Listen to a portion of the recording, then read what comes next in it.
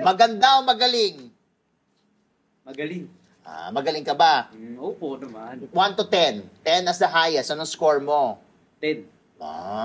Paano ka naging magaling? Saan ka natuto? Sino nagturo?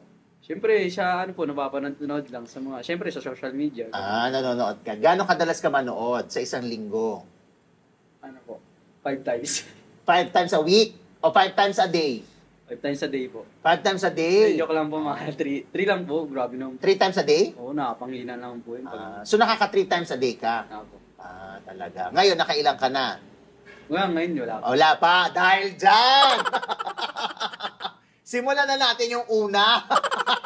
Dahil 3 times a day ka, ngayon, wala pa. So, yung una, gawin mo na.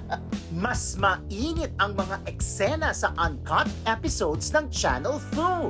Subscribe na! Maganon!